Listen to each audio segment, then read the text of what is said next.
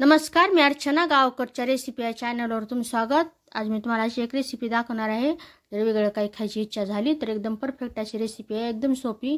इथं वाटण बनवून घ्यायचं, टमाटे घेतलेले, कोथिंबीर, थोडीशी अद्रकचा तुकडा आणि लसूण घेतलेलं। यामध्ये तीळ, सगळं साहित्य आवडीनुसार टाकायचं। 4 चमचे तीळ, 2 चमचे धने, 1 चमचा जिरे, सुक्क खोबरं असे कट करून घेतलेलं।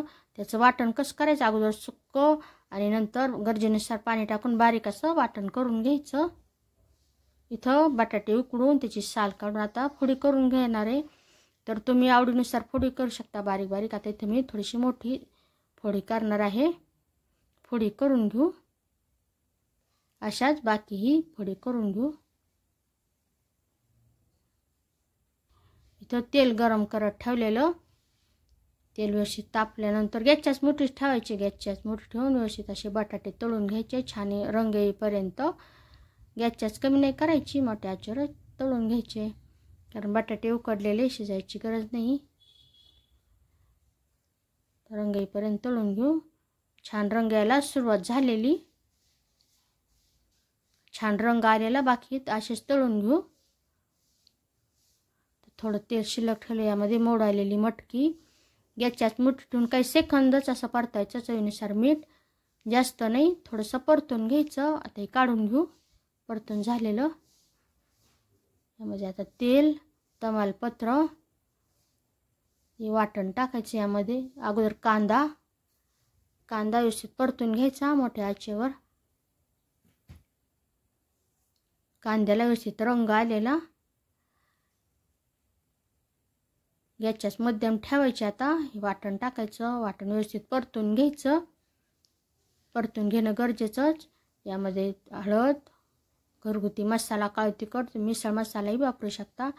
छान असा रंग आलेला, बाजून तेल सुटलेलं। यामध्ये साधी मटकी परतून घेतलेली वेगळी, आता ही साधी आहे, थोडीशी टाकायची, मिक्स करायचं। आता इथं गरम पाणीच वापरायचं।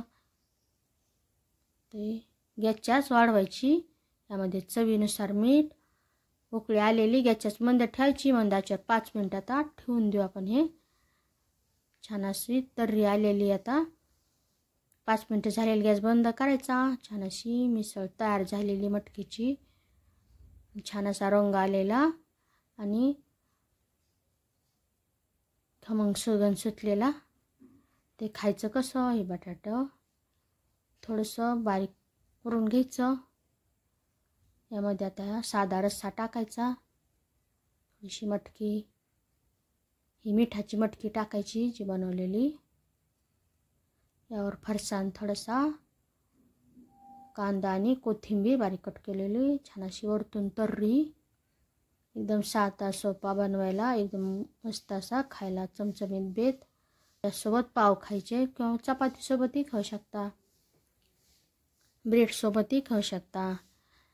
तर नक्की बनवा, कसं झालं तेही मला कमेंटमध्ये सांगा। अशा माझ्या साध्या सोप्या पण टेस्टी रेसिपीज तुम्हाला आवडत असतील, माझ्या चॅनलला सबस्क्राईब करा। चॅनलवरच्या बाकी रेसिपीजही पहा, आवडल्या तर त्यांनाही लाईक करा आणि छान असा हा बेत बनवा आणि कसा